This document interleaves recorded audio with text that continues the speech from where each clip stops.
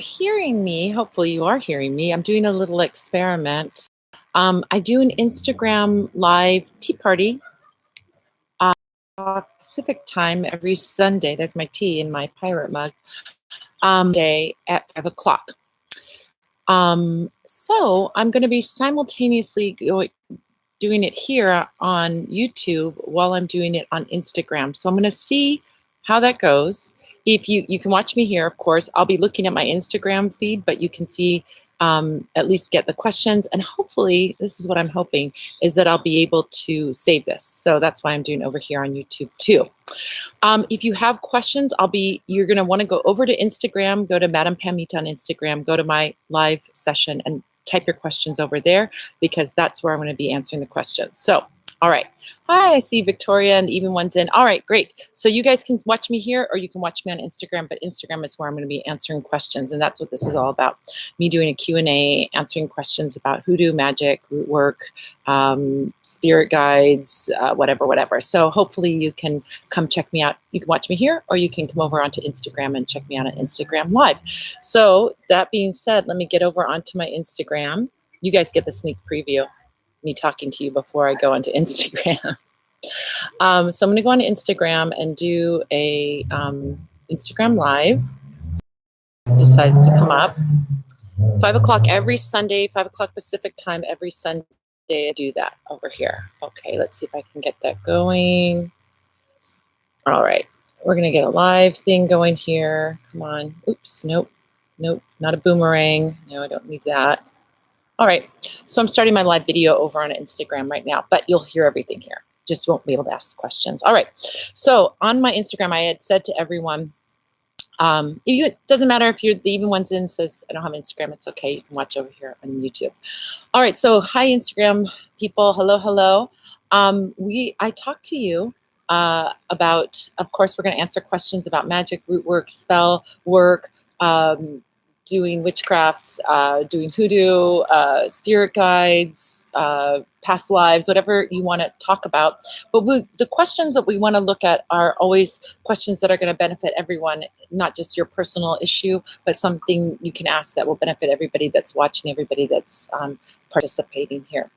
So I promised you that this session, while you guys are typing in your questions, that I would talk to you about why Lady Elaine Fairchild is a magical icon. Well, first of all, you have to know who Lady Elaine Fairchild is. If you don't know who she is, you need to catch up on your Mr. Rogers, because Mr. Rogers' neighborhood had Lady Elaine Fairchild in the land of make-believe. So you know that little trolley would go over to the puppet area, and there was this character, Lady Elaine Fairchild. So if you were a Mr. Rogers watcher, then you probably remember her as being this very spunky, very sassy lady who would kind of do whatever she wanted. Well, one of the things that made her what I feel like as a magic icon is she had this thing, the boomerang, toomerang, zoomerang, and she would fling this boomerang out like magic. You think of it like putting out a spell or putting out something, and it would create some kind of chaos usually, but create some kind of change. And understanding that as like a little kid, you're seeing someone who is empowered,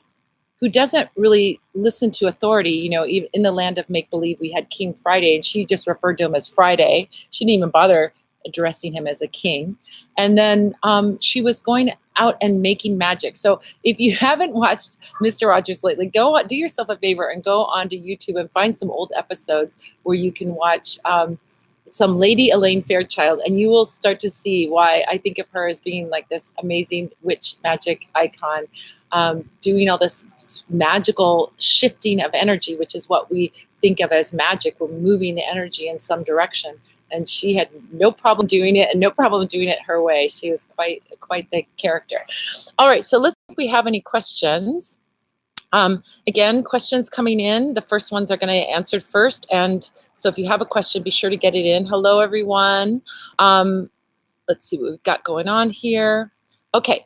So Cunning Boy Witchery comes up the first question, which is how to connect with God, Jesus, and the saints in hoodoo when you're coming in as a pagan.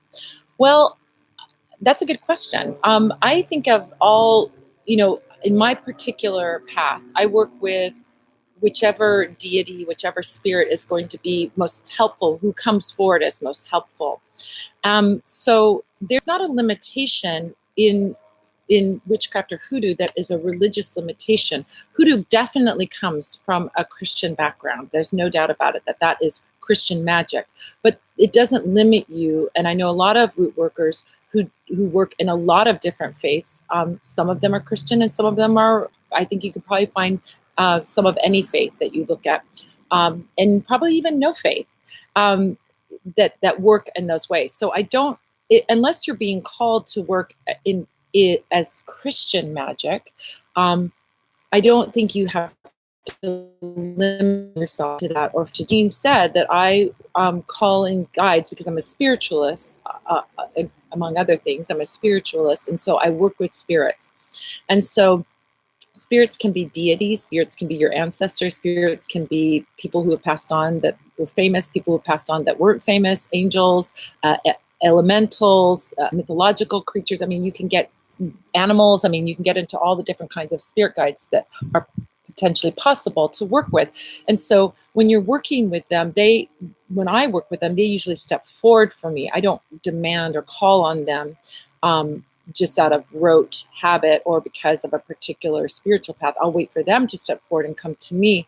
And so I have, in my history of working as a spiritualist, I've had spirits from all faiths, deities from all faiths come forward, including Jesus, including God the Father. But that isn't necessarily my spiritual path. I was raised Catholic, so I have a great affinity and understanding of the saints, but that isn't the only, spirits that I work with. So knowing that, I think that, if you might want to allow yourself to work with them as they come forward for you versus trying to force yourself to work with them because you're doing hoodoo. That again, it might be kind of fun to experiment in that way and see what kind of energy occurs when you do connect, let's say, with Jesus or Mary or God the Father, and see what happens for you if that feels like a comfortable relationship or feels like that they're able to help you. But it's, in my opinion, you're under no obligation to work with them, because hoodoo, there's root workers and hoodoo practitioners of really all spiritual faiths. I mean, you can just look at the rainbow and find a hoodoo practitioner that works in a specific faith. And I have clients coming from all faiths, and I'm very comfortable. Because of being a spiritualist, I'm very comfortable working with them wherever they're at, whether they're Muslim or Christian or Jewish or pagan or atheist or whatever. I have no problem, because I can really connect with them, because I connect through their guides and through their deities and through who they connect to. So hopefully that will help answer your question. All right. Alvin Lowe. Hi, Alvin. Alvin brings up a great question. Alvin says, hi, Madam Pamita. Are computer-generated tarot readings accurate? Is virtual tarot just as effective as the physical cards? Well, this is a great question to bring up, because in my opinion, books and, by extension, computer-generated readings are only helpful to a point. Because they are giving you generic meanings for the cards, they're missing a component which a reading with a real human, a talented real human, will have, which is the connection of intuition. So what does that mean? Well, usually a lot of times beginners, when they're learning how to read, will shuffle the cards, they'll lay out the cards, and then they'll ask a question, then lay out the cards, and then they'll look up the meaning of those cards in the book. Now, if you look at the meaning of the card in the book and apply it to your question, you're missing an intuitive element. You're missing an element of how that particularly apply to that person's situation. So, and you're also missing the component of how do the cards relate to one another. Because, for example, I'll give you an example for people who are tarot readers and who understand what I'm talking about. There's a card called the Ten of Swords. And the Ten of Swords in the Rider-Waite-Smith deck shows a figure lying face down on the sand with 10 swords stabbed in his back, blood spilling out everywhere. Doesn't have black background with a little bit of dawn rising up in the background. This card is about hard endings, complete endings. It's like one chapter closing and another chapter beginning. And when we see that, most interpretations in a book or in a computer-generated reading will look at that as a hard negative card. Now let's go to a question that someone might have. Oh, I'm miserable in this job. I can't stand my job. I want to get out of this job, but I keep going back to it. Now we pull up a reading, we pull up the 10 of Swords. That's a great card to get.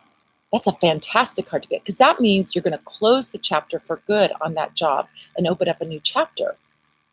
That's not a negative card. So you see how the subtlety of just reading an interpretation out of a book, a free form interpretation out of a book, or a free form interpretation out of a computer generated reading, is not going to get that subtlety, is not going to even get that, even just as a reader, not even getting an intuition isn't going to get that subtlety. So I think that computer generated readings are fun. I think that they definitely can open up some conceptual things for you. And I think that as a reader, you can use a computer generated reading and then add your intuition. But if you aren't yourself really strong in your intuition, it will prove to be yet less useful. Or if you are too, let's say, you can't be objective about your own reading, which that's the case for most people, less helpful. So they're fun, they're harmless, they're not a replacement for having a reading with a reader because you're missing the intuition aspect. So, all right, let's see what else we got. Okay, let's see. Okay, Sabria Mulgari says, hello, what's the difference between a soulmate and a twin flame? Alrighty, that's a great question. So a soulmate is soulmate energy. We have, I have to get into an understanding of what a soulmate is. So soulmates are people that we connect to on the soul level and that we have had past lives with. So if you are an old soul, and I'm going to say as a generalization, people who are looking into, let's say, metaphysics, or looking beyond the traditional spiritual paths, like most of you are generally old souls.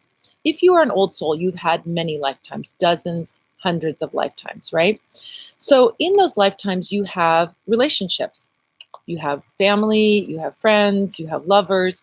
And each time you bring one of those people in, if you have that close connection to them, you add them to your soul group. Now, when you go into between lifetimes and you're in the place where you're creating your new lifetime, you create contracts with your old souls, the souls that you have in your soul group. And you may say, for example, okay, you were my son in my prior lifetime, but this time we're going to come back and you're going to be the mother and I'm going to be the child. Or you may come back and say, we're going to be lovers next time around. So you can shift roles and try out different roles with your different soul people in your soul group. So as you go into different lifetimes, you can try out different things. So soulmates, there's a misconception that you have one soulmate who's a lover, but this is untrue.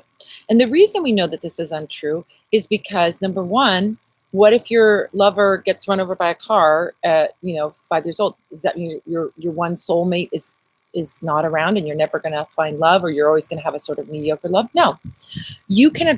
Anyone can attract soulmates into your life, and you can attract them into your life as you can attract friendships, you can attract lovers, you can attract pets, you can attract teachers, you can attract students, you can attract any of these people that are in your soul group to come into your life, or you may have already created contracts with them too. So now let's talk about the lover, because I know you're talking about the lover soulmate. A soulmate is a person from your soul group with whom you've had prior lifetimes. So you have had prior lifetimes with many other people. So potentially there are many other lovers who could come forward into your life. Well, if you are interested in only having a monogamous relationship, then what will happen is that you will attract one of your soulmates into your sphere. You two will get together. You'll have this happy experience together.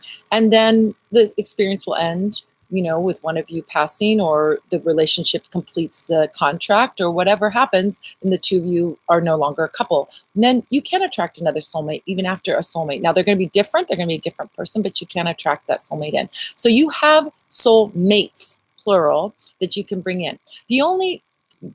The caveat to that is the only people that may have a soulmate are very, very, very young souls. So young souls that haven't had a lot of lifetimes may only have one potential lover as a soulmate, and that may be their one soulmate. But you attract soulmates on all levels. I use the example of how you can identify a soulmate is when you sit down, let's say you go to a party, and fondness for this person, you feel an affection for this person, you feel connected to this person, and 15 minutes into the conversation, you say, oh my gosh, I feel like I've known you 15 years. Now, we've all had that experience. That's because you're reconnecting with someone who's in your soul group. So the same thing happens when we reconnect with a lover that's a soulmate, is that we have a sense of comfort and familiarity that feels comfortable, but probably feels exciting because they're also a potential lover. All right, so that's how you identify a soulmate. Now, a twin flame is a little bit different. A twin flame is a situation that is much more rare. A twin flame is one soul that has separated into two. So this is, at some point in time, your soul and has separated into two, and then you have another person who is your matching soul. Now, twin flame energy is very funny because it can be extremely, extremely difficult. Those relationships can be painful. They're meant to help you reconnect and to ascend to higher levels spiritually. But honestly, more often than not, that connection is meant to teach you, and sometimes lessons can be very, very, very painful. So I always say, well, you might want to heal that twin flame relationship. You might want to accept that twin flame relationship. And sometimes, once in a while, twin flames do come together and they're able to navigate all that rough stuff to come together and be together. But I don't see many twin flame relationships that have the sweetness or the joy that soulmate relationships have. Soulmate relationships are fun and happy, and you love each other, and it's great. And twin flame relationships are more about spiritual learning. So my sort of suggestion for you is, if you're invoking a relationship in, my opinion, only my opinion, it's much more joyful to invoke a soulmate relationship in than it is to invoke a twin flame, if there is even a twin flame out there for you. Not everyone has separated into two flames.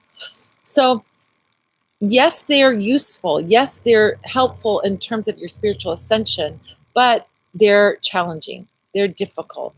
They're hard, sometimes very hard spiritual growth to get together and to stay together. And so I sort of say, be careful what you wish for if you're wishing for a twin flame. People who are in twin flame relationships, I think there are magical things that you can do. I have a twin flame incense spell, for example, that you can use to work with that twin flame relationship. But I would much rather veer over to the soulmate, the play, the joy, the happiness of the soulmate relationship rather than the twin flame relationship. So hopefully that answers your question about that. And hopefully you're in a soulmate relationship or invoking that relationship. Okay. All right. So depths of my euphoric. Yay. You asked me the question, depths of my euphoric, on my Instagram picture. And I said, oh my gosh, this is too much to type. So her question is, what's the purpose of support candles and squares, and those support candles being positioned in squares, circles, the herbs being in squares and circles, triangles, all the different shapes? So there's a couple of things that are going on here. So we're talking about a spell, doing a candle spell where you have more than one candle. And when you have more than one candle, you have the option of placing that that spell into the, positioning those candles in certain ways.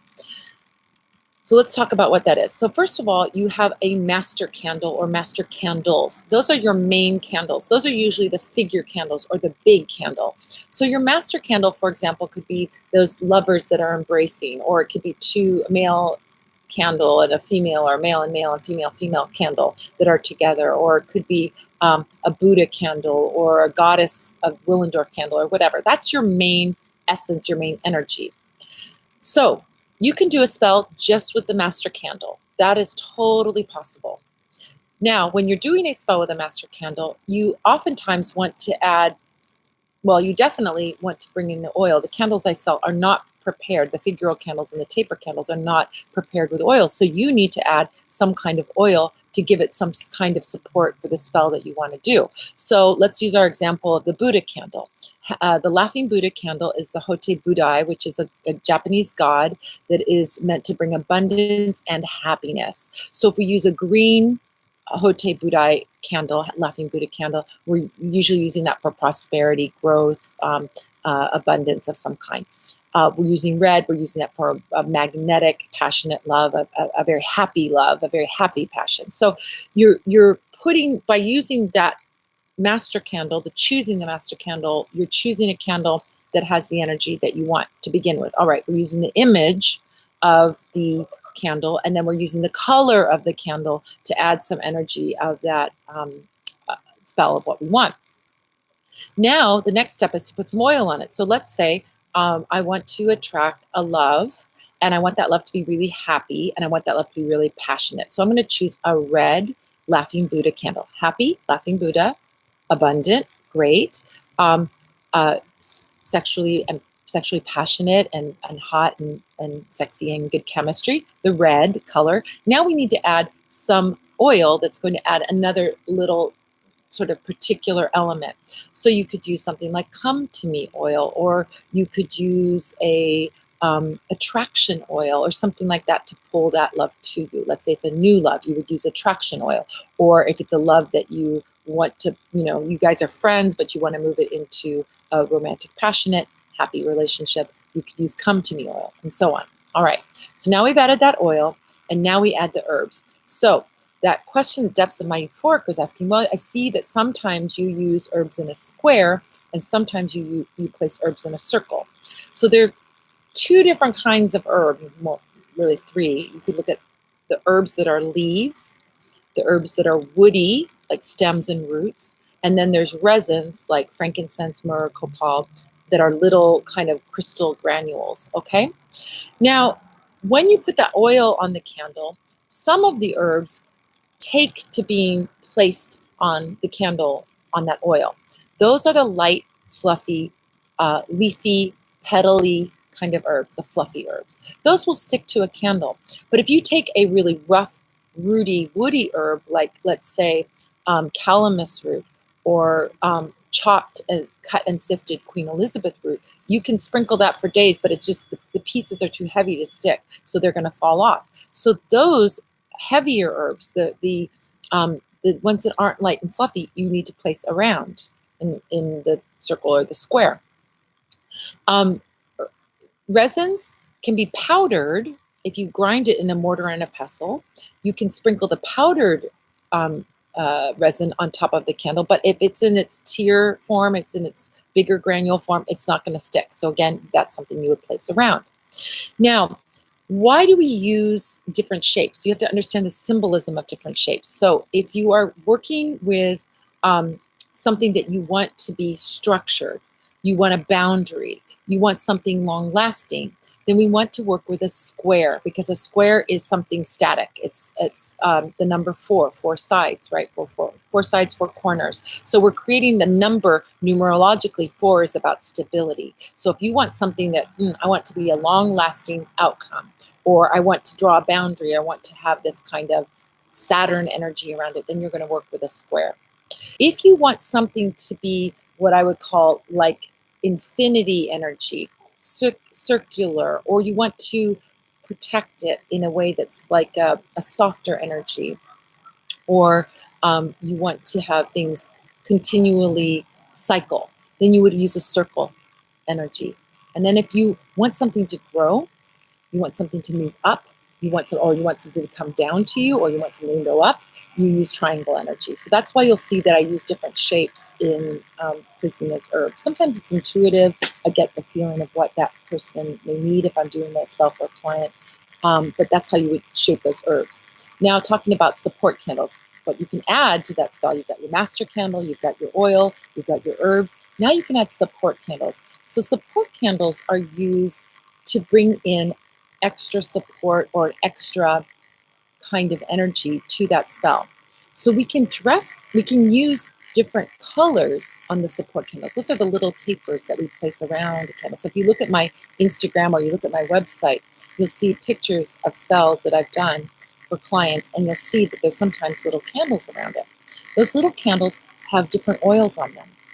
Those little candles have different colors sometimes, because maybe I want that passionate, hot, happy, sexy chemistry in that Hote Buddha, that laughing Buddha spell. But maybe I also want to add, or maybe I feel like there's some kind of block to us being together.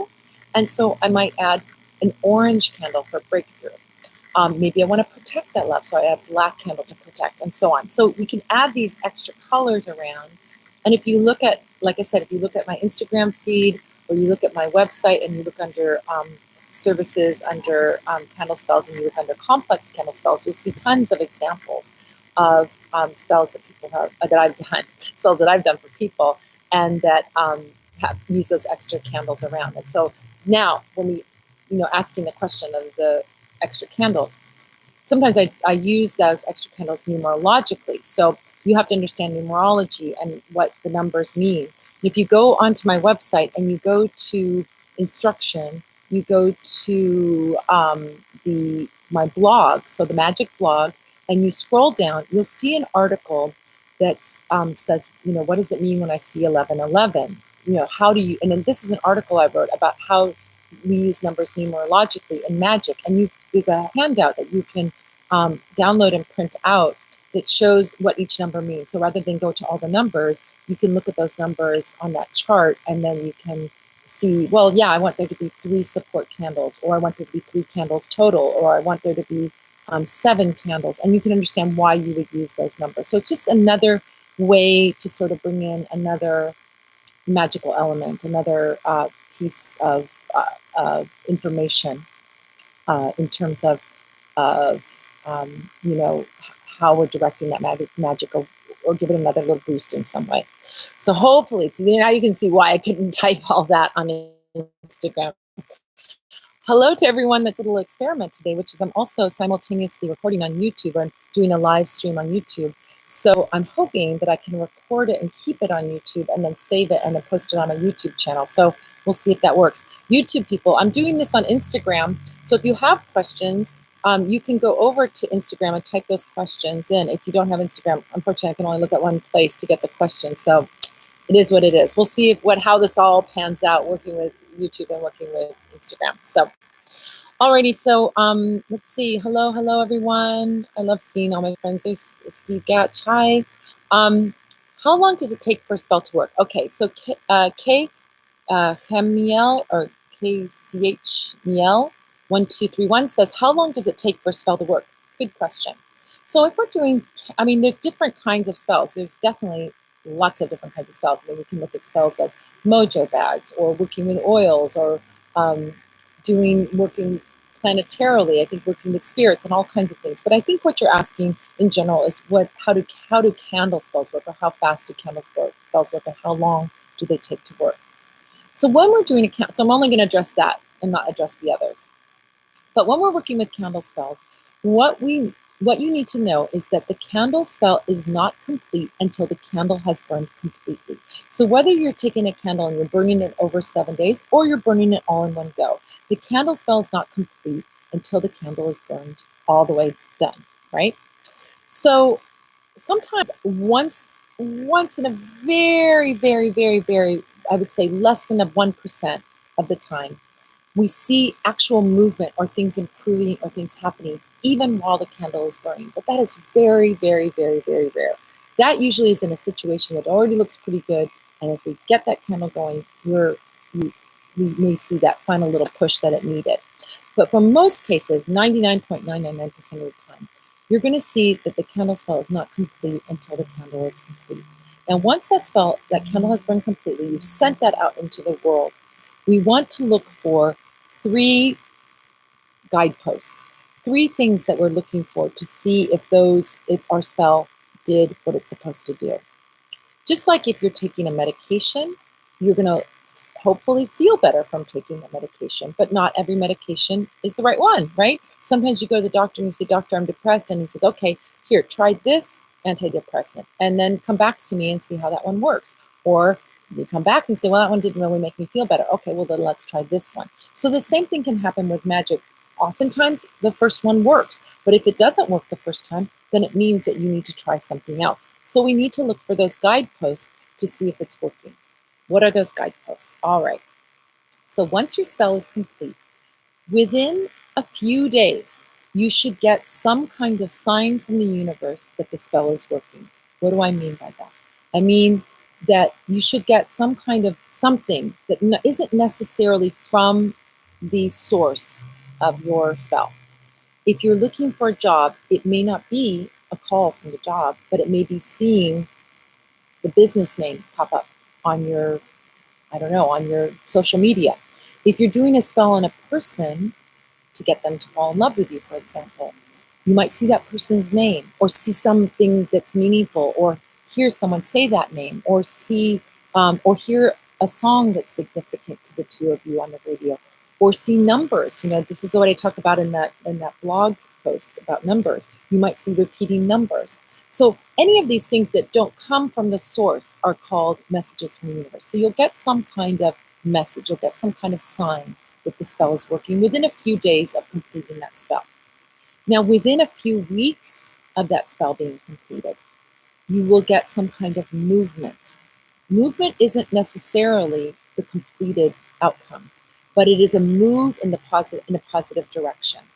So, for example, with our example of the lover, you guys are on the outs, you're doing a reconciliation spell. First thing you see is, "Oh, I heard our song on the radio. Oh my gosh, that's a really good sign. I'm really excited."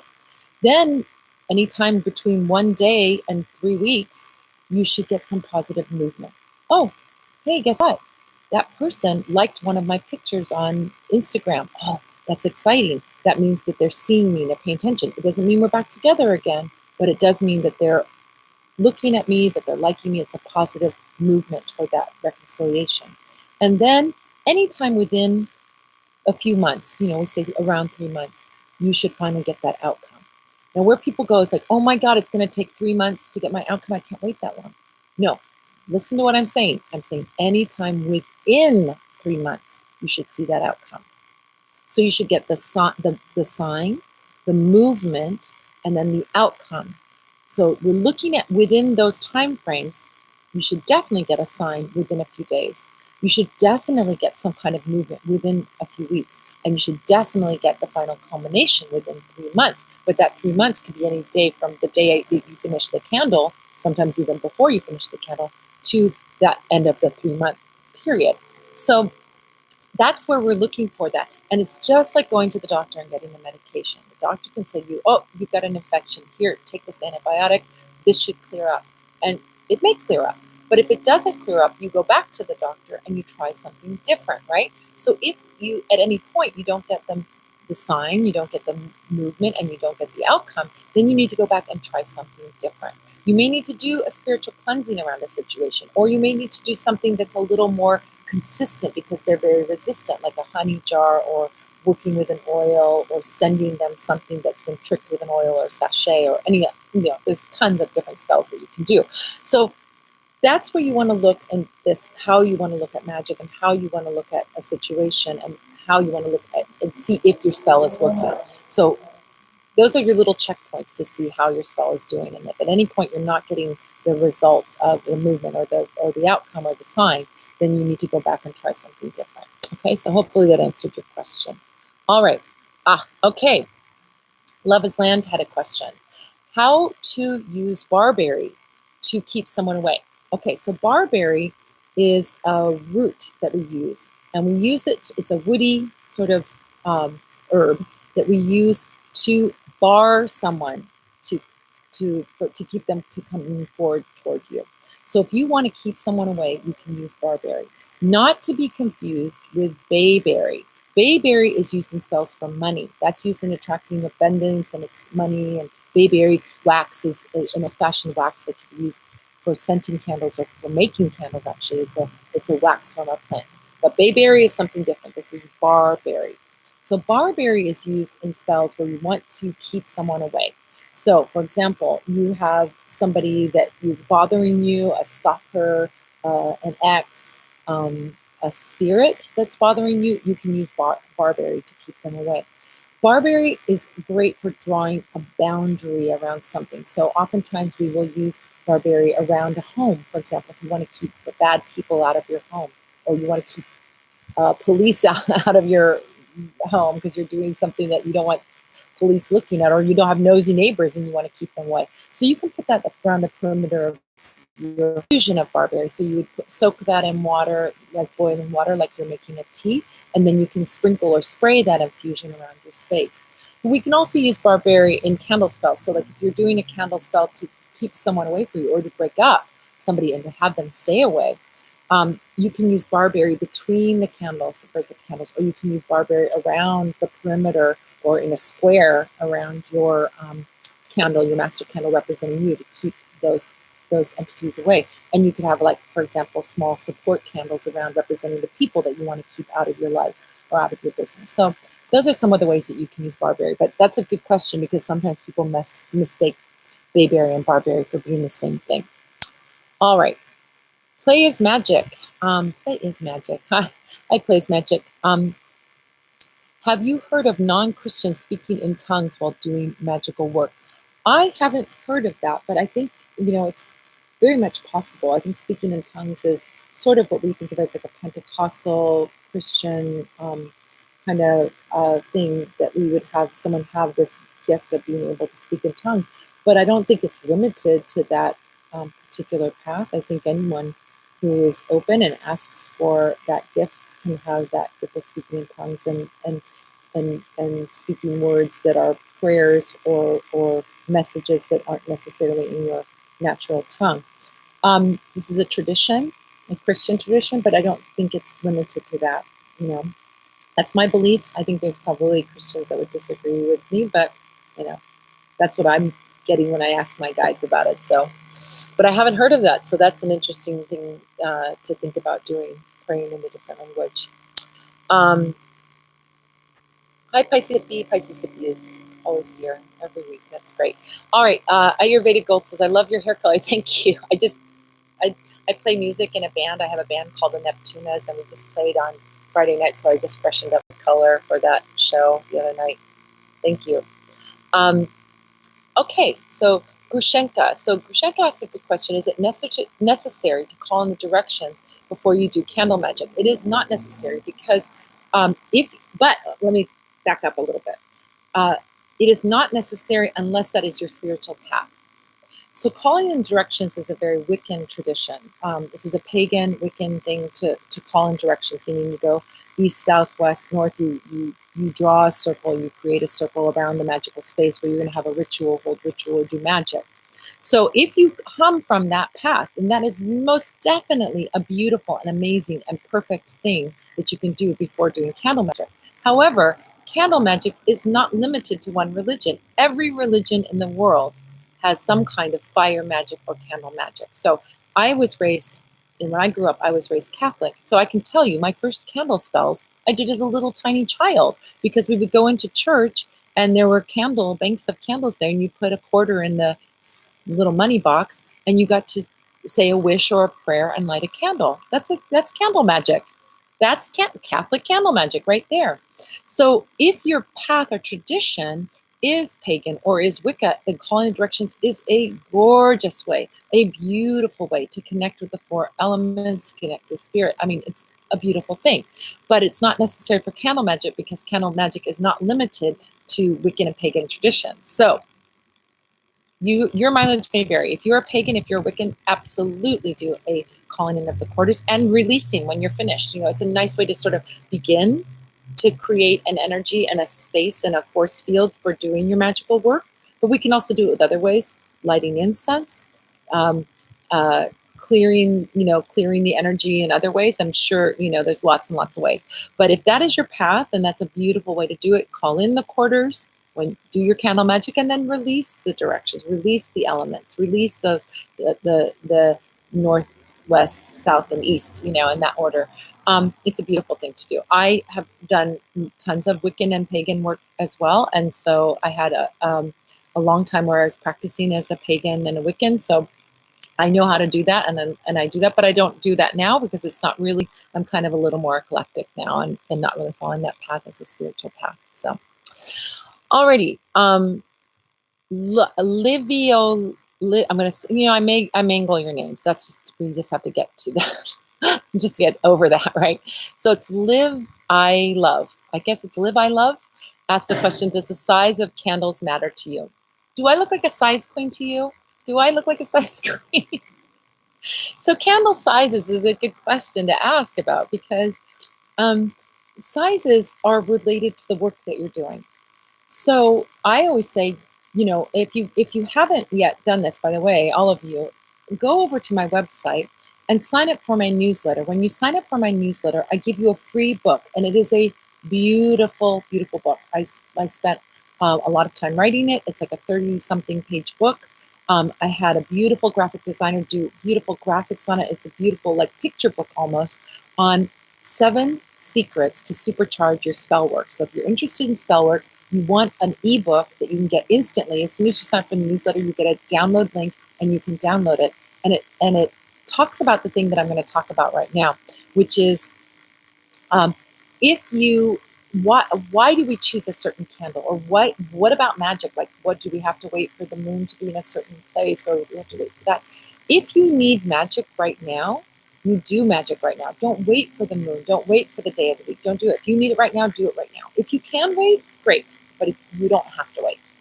So let's talk about the size of candles. So now we have a full range of candles. Now remember what I said to you. The candle work isn't done. Spell work isn't done until the candle has completed burning. Now, why would we choose a big candle over a small candle, or vice versa? Let's talk about the smallest candle. The smallest candle that I sell, or you can get, is a birthday candle, right? A birthday candle is going to burn in less than 5 minutes.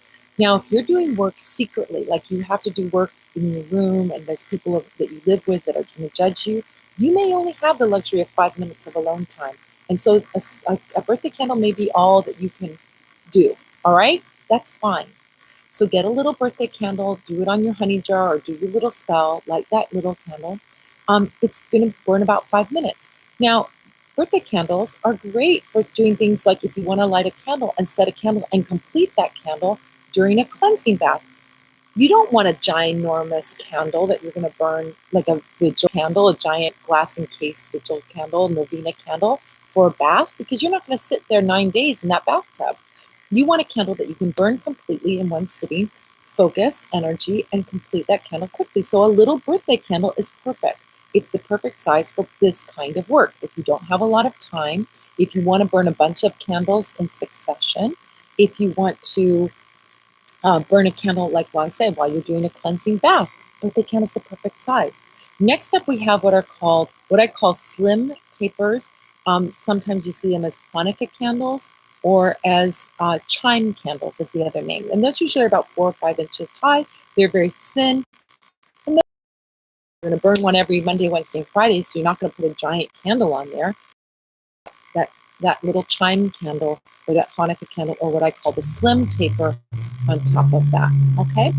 Next up, we have, for the Friday night prayer, you would use the Shabbat candles, or as I call them, thick tapers. These are regular thickness of tapers, like a normal tall taper, but they're shorter. So they're called thick tapers. And they're about 5 inches tall. And those burn about, I would say, 2-3 hours. So if your spell, you want to get it complete in 2-3 hours, you would use those. I use those a lot of time, the slim tapers and the thick tapers, for support candles around a master candle. Now we're getting into bigger candles, tall tapers. Tall tapers are great for doing work where you want it to burn for a while. Maybe you want it to burn for 12 hours or 7 hours or something. So those candles are great because you can divide them up into segments, and you can burn one segment every day, like over the course of 7 days or 9 days. You can also use that as your master candle and have support candles around it. You can use those as secret spell work, because you can have a taper on your dining room table and no one's going to think anything of it, right? You have this tall taper like you're having an elegant dinner, right? But you could dress that with an oil and have a spell going in your dining room, love spell, for example, right? And then we have the bigger candles. Those are the figural candles that are shaped like different things that also bring in an energy of what they're shaped like. So you have like for example, a cat candle to go out and get something and bring it back to you, or you have a treasure chest candles that they're sometimes called image candles. They have an image that we can also add an element to. Those burn a lot longer. So you may not have the luxury of doing that. You may have to go to the small candle, but you may have the luxury of doing that and burning that over a few days. Then we have candles that are like the pillar candles. Those burn about 30 hours, the ones I sell. We also have glass encased vigil candles. Those burn, anywhere from 7 to 10 days. So you've got a lot of range.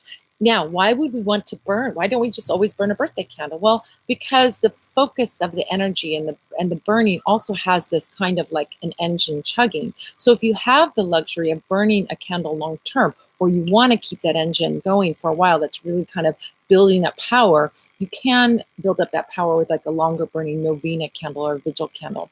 But if you have a you can't do that because people are looking at you, or you're going to be burning one every Monday, Wednesday, and Friday, or you need to burn them in succession. Then you want a smaller candle. So that's why size of candle does matter, but it matters in terms of what your spell work and your intention and your timing and your life circumstances and all those other things are. Okay. All right. So, Kaliyara, a lady I know, says she works with Satan. Says he's creepy. So can such alliances be productive in a positive manner? Well, satanic energy, I don't work with Satan. I have never had the urge or had the desire, but I know that there are people that do. I know people that do. But satanic energy tends to be chaotic energy. So it's a little bit, it's a little bit like Lady Elaine Fairchild's boomerang, zoomerang, toomerang, boomerang, toomerang, zoomerang. It creates chaos, right? So if you are working in that way, you may be like people who are Satanists tend to kind of upturn things or to create chaos or may work in a way to sort of be like destructive energy to create something new. So I don't look at that as choices that I would make. But people do make that choice, and if they want to work that way, I guess it's their prerogative to work that way. I'm not going to say anyone not to work that way, but I myself don't work that way, and your mileage may vary. If you're intrigued with it, you can explore it and learn more about it. If you're feeling a resistance to it, or it doesn't feel right to you, or doesn't feel good to you, then listen to that intuitive guidance. But it just, to me, tends to be rebellious, chaotic energy, because understanding in Christian lore that Satan represents the defiance and the rebellion against the Yahweh, against Yahweh. And so if some people are attracted to that rebellious and chaotic energy, I don't think of I like fun, but I'm not really like a desires like that kind of thing. But I also see, to me, I see Satanists doing some cool and interesting things in this world to subvert the order that can be very, very oppressive. Like, if you see things like, they're trying to, for example, make religious rule in the United States, which is supposed to have a separation of church and state. The Satanists are coming up and going, okay, you want religious rule, then you have to honor our religion too. And so that creates a subversion of what their intention was with this very oppressive set of laws that are meant to only support a Christian state. And we're not a Christian state. We're a state that welcomes all religions, all faiths. That's the whole point of this. So I see some usefulness in that chaotic, destructive, challenging, rebellious energy. But myself, I've never really felt attracted to that, or never really felt attracted to working with Satan. And so I don't fear it. I just go, it's just not my jam. So there we go. So I guess if you say, is it positive and productive? If destruction is positive, and sometimes destruction is positive, we have to clear out something that is oppressive sometimes. And so then I see it being good. But I just myself have never desired to work that way. Ayurveda Gold puts lots of hearts and happy smileys and waves. That's very sweet. Hi, Crotaro. Crotaro, I'm going to give you a shout out. There's a beautiful Crotaro deck that you can get. So go online and find it, and you can order it. It's gorgeous. All right. Ayurvedic Gold says, hello, sorcerers, to everybody. Oh, so many stars and hearts. I love it. I love it. All right. So Rifai Fakir 81. Again, I'm sorry, I'm mangling your name. Do you think working with saints is often quite good? I'm very good with Santa Marta. Okay, this is talking about spiritualism. So if you are being called to work with someone and you're having a good relationship with them, then absolutely it is a positive alliance. Our spirit guides can be saints, and our spirit guides can come and support us and be there to help with certain situations in our life, or be guardians for us and do that. And our spirit guides can show up in so many forms. I mean, if you want to know more about spirit guides, I know I say this every time I talk about it, but I think it's such a rich topic. In fact, one day I want to write a book about spirit guides, because I want to teach you all how to work with your guides, how to connect to them. There's so much information that I get downloaded from my guides. It feels like it could be a book. So I do have 2 podcast episodes. If you go to my site, parlorofwonders.com, go to instruction, go to the podcast episodes, and look at the 2 episodes about working with spirit guides. It talks about all the different spirit guides. So working with saints can be very, very similar to working with spirit guides. I would even say that probably Santa Marta is in your spirit guide council. You have a council of guides. And so Santa Marta is probably in with your council of guides, and you have a special connection to her. So this is a joyful thing. It's like having an amazing friend in the spirit realm who loves to help you, who wants to be there for you. And so this is absolutely a beautiful and positive thing. And your work, then she's supporting your work. You're seeing that when you work with a Santa Marta candle, or appeal to her, or ask for her to assistance in some kind of spell work, that you're seeing a good result. That all is like green lights to me. That is all saying, yes, go, go, go. Do this. This is great. So everything about this sounds perfect. And yes, working with saints saints can be our assistants, our helpers. Angels can help us. Our spirit guides can help us. Our ancestors can help us. Deities can help us. Deities for any religions, but it depends on sort of what your jam is. Like I'm only going to focus on Catholic saints. That's okay. Then you work with them, and if you are more open-ended, you can work with everybody. So, and that's how I tend to work, is I like any positive, high vibration spirit that's out there. I'm happy to work with you. If you come forward and you ask me to do work for you, or you say you're going to help me, I'm like, great, thank you. I can give one little example of this that I think is so beautiful. So this would have been in the spring of 2016, so 2 years ago. I got a message from the spirit guide Black Hawk. Black Hawk is a very traditional hoodoo spirit. He worked, there was a spiritualist in the 20s, African-American spiritualist named Mother Leafy Anderson, and she worked with the spirit of Black Hawk. And Black Hawk was in particular aligned with African Americans, Native Americans, and he was in life, he was a war chief, meaning he was like a general in the Sauk tribe army. So I had never felt myself a calling to ask Black Hawk for assistance. I'm a white woman.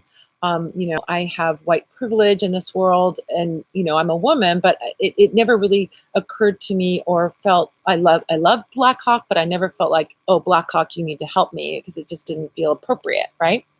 So I started getting messages from Black Hawk that he needed me to make a candle for him, and he came to me. So I'm like, okay, of course. I'm like, you're a beautiful spirit. I love what I love your whole thing. I'm going to make a candle for you. Okay. So if you go onto my site, you'll see under the figural candles, you'll see that there's a Black Hawk candle that started back in the spring of 2016. So I'm like, okay, all right, I'll make this candle for you. All right, I don't know why you're asking me to do it, but this is great. I love doing work. You're a great spirit. I love doing it for you. So I made this candle, and immediately after I made that candle was when all the Standing Rock stuff started happening.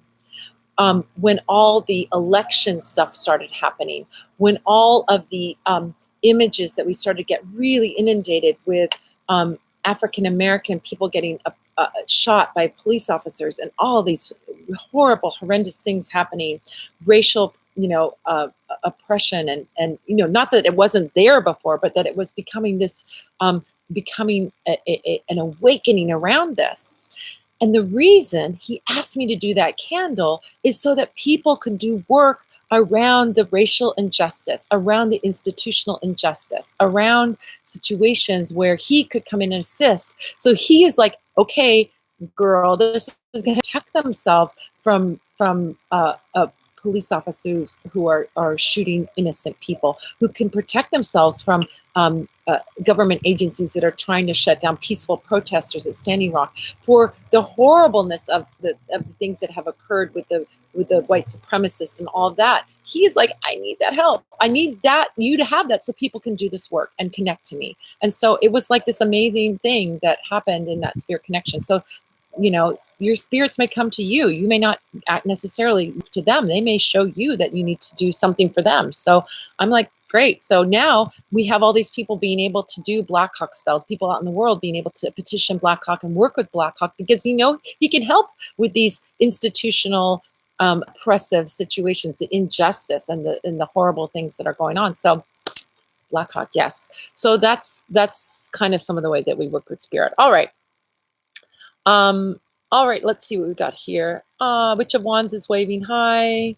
Hello, everyone. All these nice hellos and sweet emojis and waving hands. I love it. Oh, there's Ryan Locke saying, I love you. I love you too. Ryan Locke, well, I should say Joseph James, completely different person.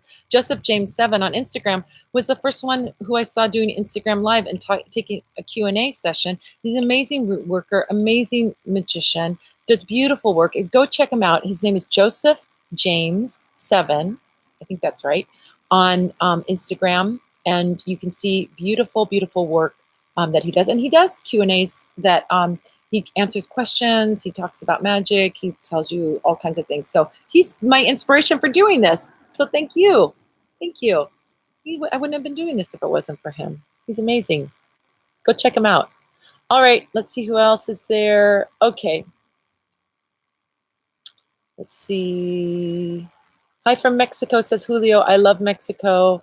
I am a big fan of Mexico. I love going to Mexico City. I played music in Mexico City, and I recorded an album in Mexico City. So that's going to be coming out soon. A beautiful, amazing, magical woman, Stephanie Buscema, just did the artwork for our CD. The Neptunos is my band. All right. Alvin Lowe asks, if you can only pick one magical tool to work with, what tool are you going to select? You don't need a tool. Your mind, my brain. Because if I can focus mentally and really pull down that focus, that's all I need. But we bring in those other tools for support. The candle, herbs, oils, those are all things to support that intention. So if we get wobbly with our intention, if we're not crystal clear in our intention, then we have those tools of support. All of those are support. So my brain is my one tool. It's called wild magic, when you just do work with no tools. All right. Manolo Rangel. Hello, Manolo Rangel 92. Hello, Madam Pamita. I'd like to ask you something about receiving signs during spell working. Yes, signs will show up sometimes when the candle is burning. You know, we talked about that timing, but sometimes spells can show signs before they're complete. So signs would be things like how the candle, if we're doing candle magic, how the candle is burning. That can show us a sign. One of the more beautiful signs that we see, if you're working with a glass encased candle, you might see some white smoke, which means your spirit guides want to help with this situation. Black smoke means soot, means that there's some kind of negative thing that we have to move out. There's some kind of negativity. But white smoke will indicate, or gray smoke, it's like light gray, will indicate that your spirit guides want to help. All right. Another, if you have a freestanding candle, sometimes we see these things where angel wings come off the candle, meaning the candle kind of almost splits with like these little peeling off parts. And those are angel wings, also indicating that your angels and guides are wanting to help with you. So those are some kinds of things that we see in candle spells. But signs are anything out in the world showing you that your work is doing well. All right. Instagram friends, YouTube friends, I've got 2 minutes left, less than 2 minutes left before Instagram takes the hook, like I'm on Midnight at the Apollo, and they take that hook out and they pull me off stage. So I'm going to be here again next Sunday at 5 p.m. Pacific time. please look for me here. For the next 24 hours, you can see a replay on Instagram in my stories. So look up in my stories. It'll probably take about 5 or 10 minutes to get up there. You'll see a replay of what we talked about. If you had a question and didn't get your question answered, come back at 5 o'clock next week and we'll do it again, but get that question in early. If you get your question, it's the early bird that gets the worm, and you get that question in early. We're trying a little experiment by putting this on YouTube today. And so I'm going to see if I can keep it posted permanently on my YouTube channel. If you don't subscribe to my YouTube channel, hey kids, you are missing out, because I have a ton of videos, instructional videos, and all kinds of resources on my YouTube channel that show you how to do magic, how to do spell work, how to make a mojo bag, how to write a petition paper, how to do a honey jar, all kinds of good stuff. Candle magic galore, all kinds of things there. So let's see if we can get this hopefully saved onto YouTube and have it permanently there on YouTube. And for you Instagrammer people, you can see it probably in the next 5 to 10 minutes. It'll be up in my stories, and it'll be up for the next 24 hours. So till 6 p.m. tomorrow, Tuesday evening Pacific time. All right, thank you. Mwah. Mwah, mwah, mwah. I love you all. You are all the best. It is such a fun tea party. Oh, I did bring my tea mug today. I didn't take a sip of tea, but it's pirate tea. I was wearing a pirate costume, dressing up, practicing, because I'm going to a pirate festival soon, so I was getting my costume together last night. Anyway, love you guys. See you next week on Sunday at 5 p.m. Pacific time. See you then. Bye. Bye, bye, bye. All right, YouTubers, you're here. Instagram people are done. Hopefully we'll get this up on YouTube, and we'll be able to have this up as like a permanent thing, and we'll be able to see you, and maybe we'll figure out, I don't know what this is going to turn into. Maybe I'll stay on YouTube. Maybe I'll stay on Instagram. Maybe we'll do both. I don't know. But I wanted to see how it is with YouTube and doing a YouTube live stream. So we did it. Hopefully it saves. I'm hoping. Fingers crossed, toes crossed, everything crossed. All right, see you next week at 5 o'clock p.m. Pacific time, and put your questions on Instagram if you can, or maybe I'll go back and forth between the two next time. We'll figure out something. If you don't have Instagram, don't worry. Instagram is free though, and you can do it. I think you can do it on the computer, but maybe I'm wrong. Anyway, thank you so much for being here. You can see this for sure repeat on Instagram for the next 24 hours, or you hopefully will keep it here. Keep those fingers crossed. All right, guys. Bye.